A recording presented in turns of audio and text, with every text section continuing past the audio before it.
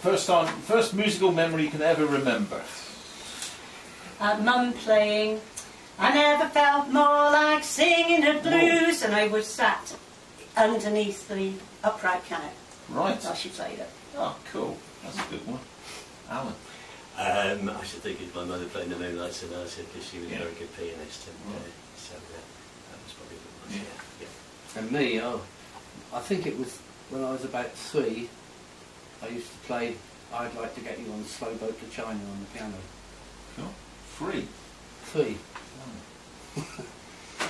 And Nick, well, we've asked Nick this before. Let's see if he remembers or comes up What's with your a different favourite answer. drink then, Nick? A bit more like it. Well, I think it's different questions for Nick. I have to actually say that real ale is my favourite drink. Yeah. Any particular favourite at the moment? No, they're all brilliant. No, they're not. No, they're not. Bathens.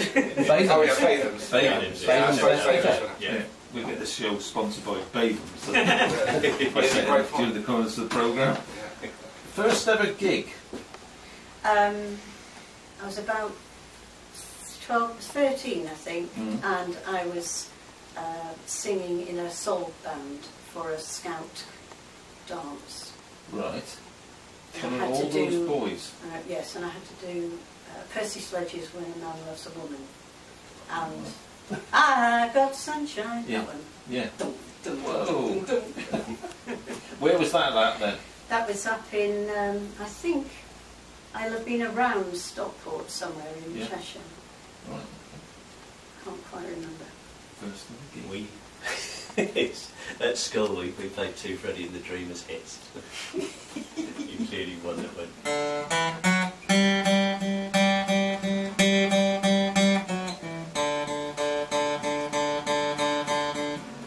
Etc. Yeah. So, but I got through it without broken down or crying or anything. How old were you when you did that then?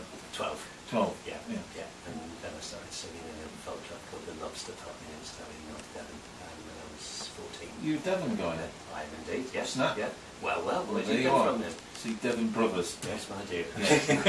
Yeah, I'm so proper job. Yeah. Well, I was playing traditional jazz when I was at school. Probably when you were 4 or 5. No, this was at grammar school. Yeah. And I don't know, it was probably when I was about 14. We had a band in our class at school. Right. I played trombone in those days. Which school was this then? That particular school was Wallington County Grammar School for Boys in Surrey. Right. Okay. So a bit of a mixture here tonight. No, I don't think of a question for Nick now, am I? You can ask him what his favourite drink is again. I won't change my mind. Favourite food, Nick? Anything my wife makes. Yeah, that's a good answer. Good answer, that one, yeah. So can't go wrong with that. So, best ever gig you've done? That's a good one. Well, as a band, or as this band? Or? As a band and single as well. Yeah. I don't know about the best gig. The biggest gig I've ever done was marching onto Wembley Stadium with about 600 other bands and doing a big military tattoo in sort of late 70s. Lots of marching up and down Wembley, and about 80,000 people in there. Wow. Just to actually walk out into the old Wembley, that was good enough for me. That was brilliant.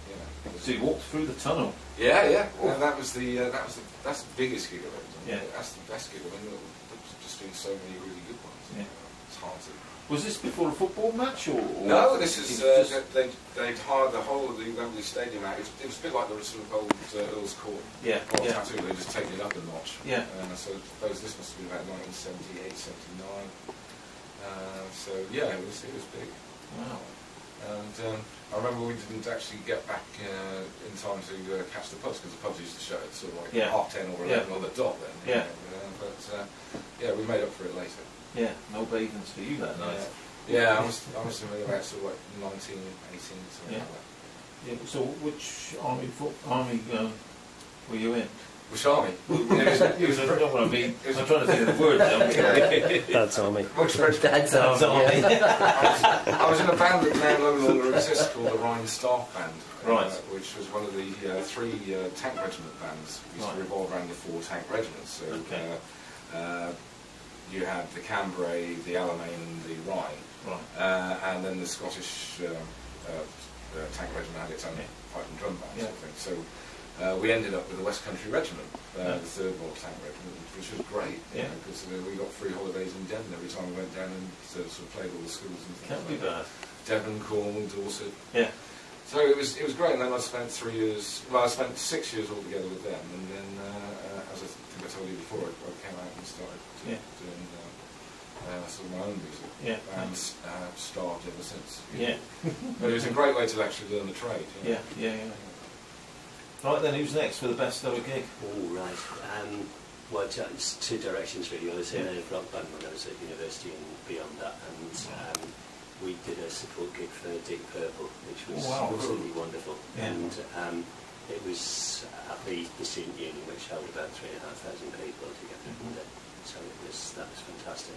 We did another one for the Who, but unfortunately there was a group of Hells Angels rode straight into the hall, so the Who gig lasted about 10 minutes. But apart from that, I just love the little gigs that we do around here really, and we talked about Witchwood Festival earlier on, and we did one with another band there, but the Westfest one and the ones that we do around here, they're just really best to do. I was going to say the Westfest this year. Really enjoyed doing that. Oh, it's got to be couldn't go at the last minute. Yeah, because we talked about it at the Yeah. We actually had some decent weather this year. I know. I went the year before when it poured down. It wasn't too brilliant the year before that, but I'm really glad for the organisers. It was really good. So that was your best gig? That's what immediately came to mind. Yeah. I really enjoyed that. We'll have to go somewhere else now, won't we? I was thinking of the Paris one. Oh, well, that was fun. Paris. Yes. Right. Well, because Jackie and I sing in this a choir called Vital Spark. Right. And we do what is called West Gallery music, which is the church music that Thomas Hardy used to write about. It's sort of village church music from the late 17th to early 1800s. And also we do what's called American shape note music, which is very similar stuff. And we do lots of concerts with this choir. And how many years ago was it? 4 or 5 years ago? Yeah, something like that. We did a couple of concerts in Paris. One in a little sort of suburban wooden church, which was quite fun. But then we did another one in the church attached to the British Embassy, just off the Champs-Élysées. Right. And it was great because they wanted us to sing and also to bring loads of English beer and English cheese. Right. Of course, yeah. And it was a great night, wasn't it? It was. Yeah. Very good. Staggering back through Paris, it was about midnight. Well, there's some good gigs then. What about, have you ever had a terrible one? Oh yeah. Oh, well, we had a terrible Kaylee with Hodges' son. We did a wedding, and they were too drunk, and we could not get anybody dancing. And I think eventually we gave up, didn't we? I think we played 4 sets of tunes for dancing and gave up. So I always thought that was terrible because we'd left Bromyard Folk Festival in order to do the gig. Yeah. Actually, Kaylee is how I met Alan and John the first time because I've just recently moved back to Melbourne. This is in sort of like the late 80s. Yeah. And I'd given up playing music because we were trying to run a shop and I was taking it all very seriously. Right. And then a mutual friend of ours, Colin Robinson, came around and said, "Nick, do you play the drums?" I said, "Yes, they're in the shed. I haven't touched them." Said, "But you got a gig tonight." Because apparently the drummer hadn't been able to make it. And that's how I met Alan. This gig goes on in a pub that now no longer exists in Malden. So the Royal Oak. Yes, that was the one. Yeah. And basically we asked him to ban us. I remember John sort of telling me back, I was playing drums and he leans back and says, "Play really, really loud." Yeah. So, and the landlord obviously said, "You can't play that loud," and promptly then went and banned us, which was fine with us. Yeah. Have you been banned in many places? I think that's the only one I've been banned with this band. Yeah. This band? Oh, right then. No, we're all very law-abiding citizens. I think the worst one I can remember is with the civil war organisation whose name should be nameless. I'm certain my lips are sealed and I'm not telling you who they are. Okay. It was in Suckley, and it was in a tent in November. Oh, that one? Yeah. And it was freezing. Oh, that was it. That was the night the guy came up. Did you know any Civil War songs? So we played Dixie. That's right. Yeah, they take it very serious, don't they?